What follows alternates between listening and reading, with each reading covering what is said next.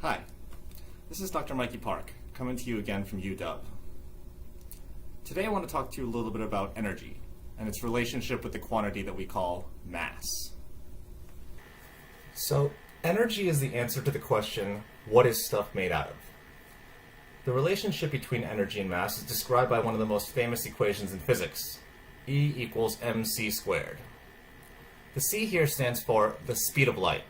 And the reason for this name is that when people first figured out how to measure the speed of light, they found that it traveled with a certain speed, which is about 3 times 10 to the 8th power, in units of meters per second. Since light was the only particle people knew about that traveled at the speed at the time, this number became known as the speed of light. We now know that light is not the only particle that travels at this speed. This speed is simply the fastest speed that anything can travel at, period, in the universe. And any particle that has a mass equal to 0 will travel at this speed. For example, there's a particle called the gluon, which also has a mass equal to 0, and thus also propagates at the speed of light. For this reason, I prefer to call this number the cosmic speed limit. The m here stands for mass. The mass of an object defines its inertia, which is just a measure of how difficult it is to push the object. Newton's law, force equals mass times acceleration, says that a more massive object will be more difficult to push because it will require greater force to move or accelerate it. The E here stands for energy, and energy is like the fundamental substance of the universe.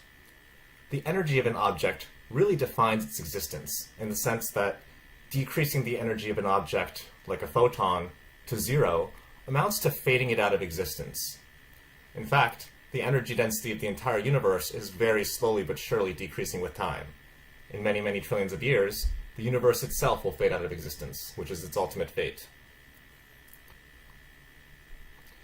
This equation is very famous because it is very simple, but the truth is that this equation is just a part of Einstein's full equation. If you think about it for a bit, you may notice that this equation doesn't actually make sense in certain situations. For example, I already mentioned that the photon is a particle that has a mass of 0, and I just told you that an object with 0 energy doesn't exist, so something doesn't add up. The missing piece is that this equation only applies to an object that's at rest, and since photons are massless, they always travel at the speed of light and are hence never at rest, so this equation doesn't apply to photons.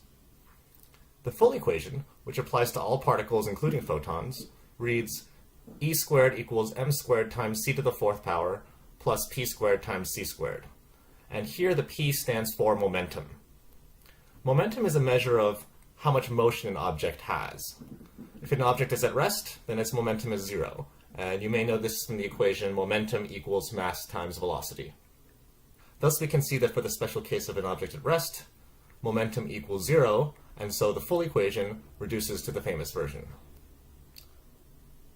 This number is useful, so let's save it down here. Einstein's equation actually gives us a clue for how to make a Higgs boson. One thing that can happen at the Large Hadron Collider is that 2 protons can collide, produce a Higgs boson, and then that Higgs boson can decay into particles of light. Let's call them gamma 1 and gamma 2 to distinguish them. So the first question is, do the protons contain enough energy to create a Higgs boson? The mass of the proton is about 1.6 times 10 to the 27th power in units of kilograms. Using Einstein's equation and the value for the speed of light, you can calculate that this is equivalent to about 1.5 times 10 to the minus 10th power in joules. Given the fact that we're talking about particles, you might think that dealing with these kinds of tiny, tiny numbers is inevitable. But particle physicists have found it convenient to use a different unit of energy that is better suited for describing particles. You may know that an alternative unit of energy to the joule is the electron volt, or EV for short. 1 electron volt is about 1.6 times 10 to the minus 19th power in joules. So the amount of energy contained inside of a proton is about 1 times 10 to the 9th power in units of electron volts, or 1 giga electron volt, where giga means 10 to the 9th power. Since Einstein's equation tells us that mass and energy are equivalent, we can just say that the mass of a proton is about 1 GeV per cosmic speed limit squared. Just to compare, the mass of the Higgs boson is about 126 times the mass of the proton. The point is that since the Higgs boson is so heavy, Two protons by themselves do not have enough energy to create one. So if we want to make a Higgs boson, we need to collide the protons with an enormously large amount of momenta in order to provide it with enough energy to create a Higgs boson. It turns out that making a Higgs boson is the easy part. The hard part is finding the Higgs boson. Although it's true that a Higgs boson can be produced at the Large Hadron Collider by this Feynman diagram, it turns out that there are many alternative ways to make two photons. For example, another thing that can happen is that a proton can come in and just spit out a photon while it's traveling, and then it can subsequently interact with the other proton to produce the second photon. As it turns out, the first process happens almost never, and the second process happens all the time in comparison. However, we can use what we know about the two processes to untangle this mess. The key thing to notice is that these two photons have a common parent. This means that we can use the conservation of energy to deduce something about what happened in this interaction. The conservation of energy tells us that the total energy at the end of the interaction, which is just the energy of the two photons, must be equal to the total energy at some earlier time, like before the decay, when the total energy was just the energy of the Higgs boson. And Einstein's equation tells us that this is just its mass times the cosmic speed limit squared.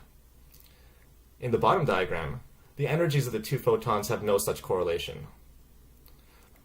So one way to find a Higgs boson is just to take all of the collisions that produce two photons and then examine the total energy of those two photons. The ATLAS collaboration at the Large Hadron Collider did just that in 2012 and came up with this plot. This is a plot of the total energy of the two photons divided by the cosmic speed limit squared, which comes from dividing this equation by c squared. Plotted here is this quantity for many, many millions of events. The bump at 126 GeV is the Higgs boson, and everything else is coming from events like the one in the second diagram.